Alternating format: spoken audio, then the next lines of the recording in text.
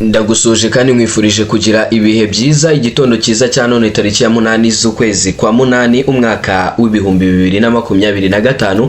Turi kuwa gatanu n'umunsi wa nyuma w'icyumweru mbere yuko twinjira muri weekend. Ikaze mu makuru agezweho. Ni amakuru turaza kugaruka ku ngingo z'ingenzi zitandukanye zirimo izuko urukiko rwashimangiye ko Ingabire Victoire Umuhoza akomeza gufungwa iminsi 30 y'agateganyo. Ni mu gihe kandi mu yandi makuru ndaza kukubwira ko Profeseri Omar Munyaneza wayoboye Wasake yatawe muri yombi araregwa ibyaha byinshi birimo na ruswa ishingiye ku gitsina. Ibi byose turaza kuba tubigarukaho.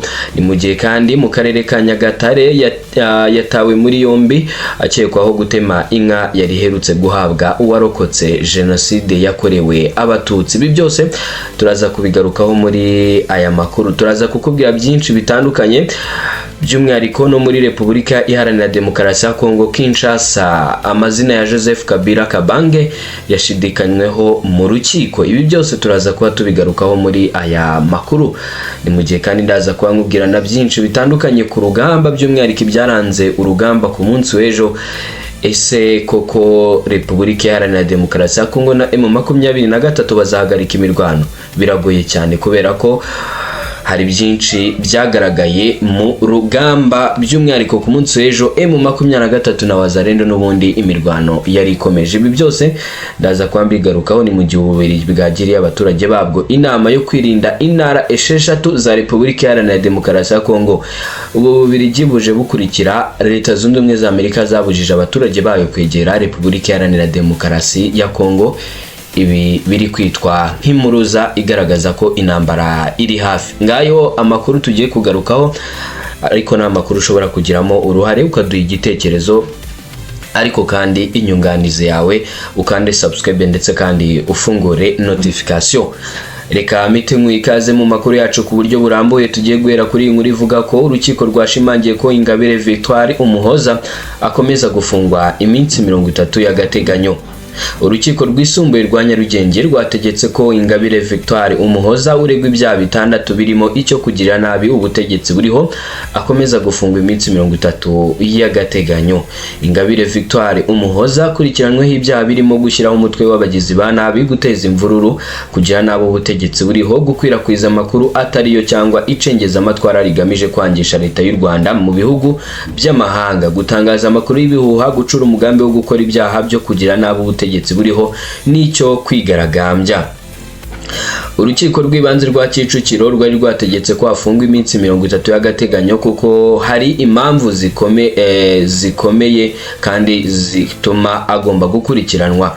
Nyuma yo kutanyurwa n'imikirize y'urubanza, Ingabire Victoire Umuhoza yahise ajurira urukiko rwisumbuye rwa Nyarugenge asaba ko yafungurwa by'agateganyo mu iburanisha ryabaye kuwa 4 Kanama 2025. Ingabire Victoire Umuhoza yasobanuye ko hari impamvu 8 zatuma afungurwa by'agateganyo.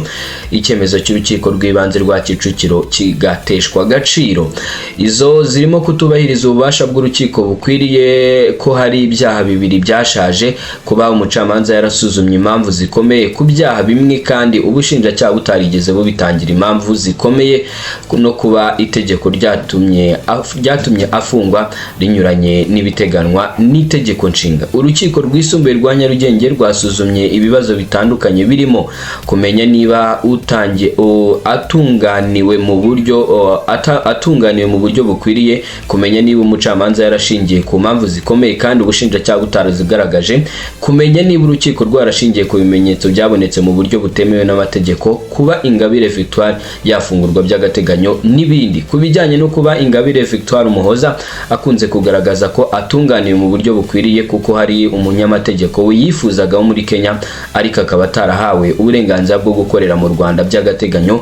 Urukiko rusanga kuba yunganiwe na Maître Gatera Gashabana kandi aho yabajijwe hose ari we wagiye mwunganira, bikaba bitafatwa nko kuba atarunganiwe byemewe n'amategeko kuko yamwihitiyemo.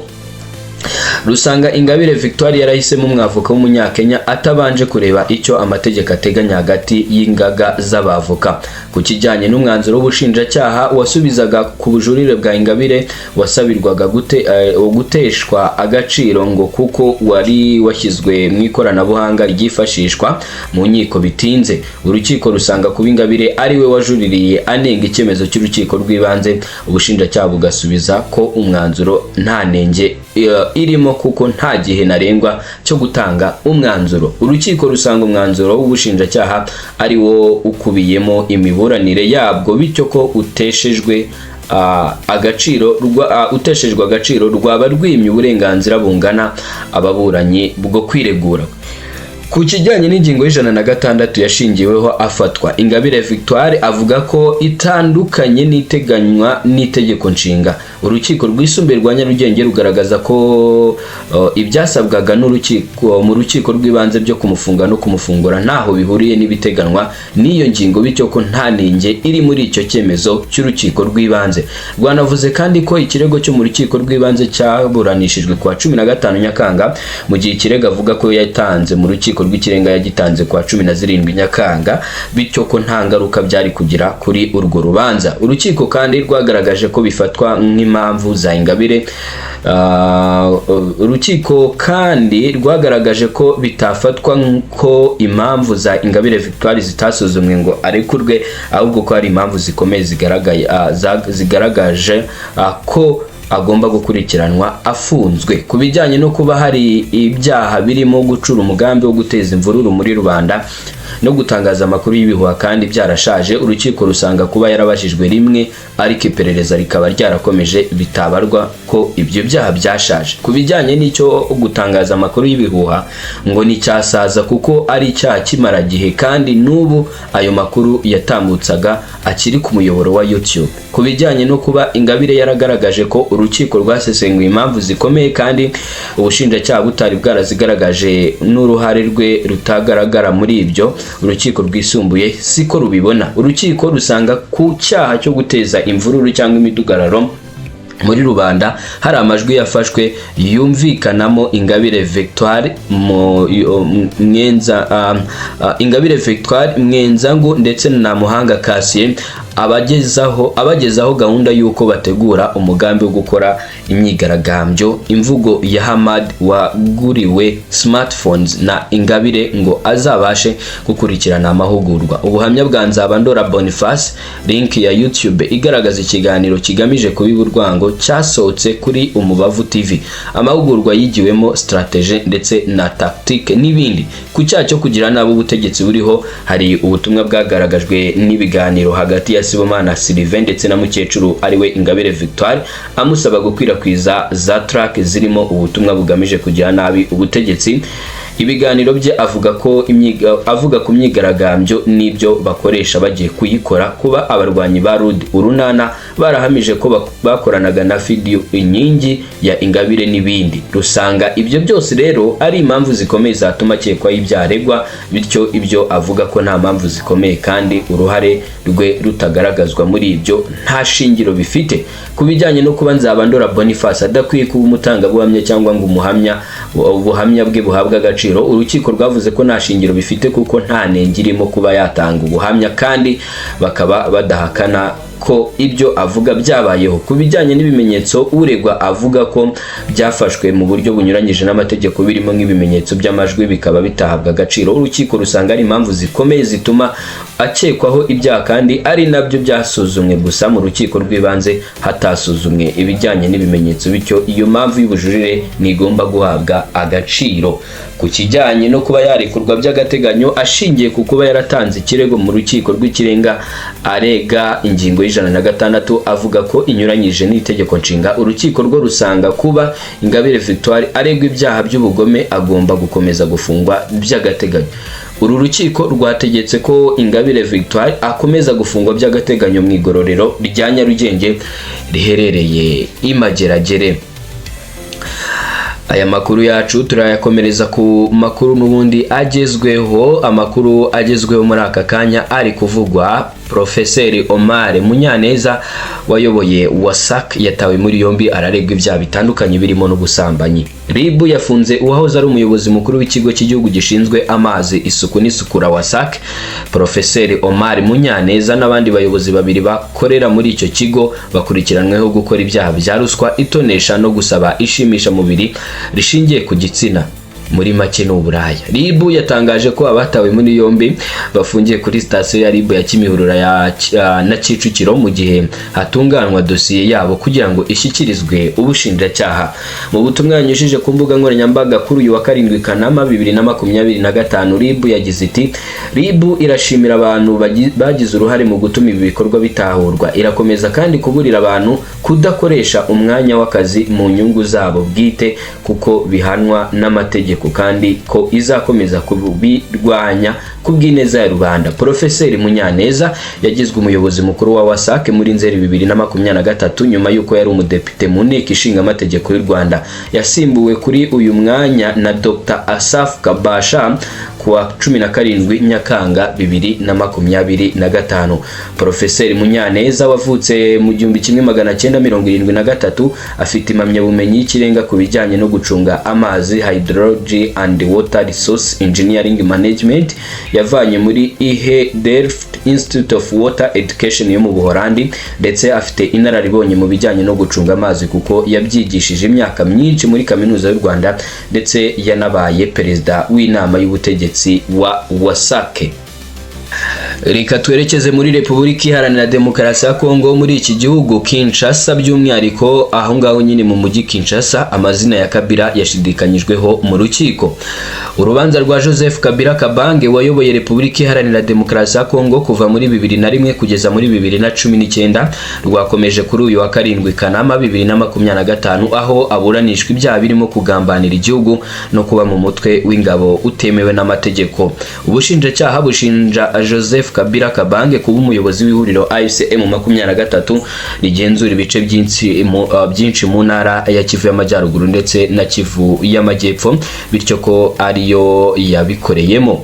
Mu rubanza rurimo abanyamategeko 7 baharanira inyungu za leta nabo bivugwa ko bagizweho ingaruka n'ibyaha Kabila ashinjwa gukora, barimo abakomoka mu ntara ya Kivu y'Amajyaruguru na Kivu y'Amajyepfo na Ituri. Mu bimenyetso umuyobozi mukuru w'urwego rw'ubushinjacyaha rwa gisirikare Leyitona General Kuriya Borongo yagaragarije urukiko rukuru rwa gisirikare harimo ifoto igaragaza Kabila ari kumwe n'abayobozi bo muri AFCM 23. Kabila yifotoje n'umuyobozi mukuru wa AFCM 23 Colonel Nanga Bertrand Bisimwa n'abandi bari muri iri huriro ubwo yagiriraga uruzinduko igoma muri gahunda y'ibiganiro n'abanyekongo bashobora gufasha Kongo kubona amahoro n'umutekano. Abanyamategeko baharanira inyungu za leta bagaragarije urukiko ko Kabila uburanishwa atari mwene Laurent Desire Kabila wayoboye Kongo ndetse na Sifa Mahanya kuko ngo yahinduye imyirondoro. Berekanye muri ekra iri mu rukiko inyandiko Kabila n'abandi bayoboye ibihugu bitandukanye bya Afurika basinyeho, bemeza ko ari icyerekana ko umwirondoro w'uregwa ukwiye gushidikanwaho.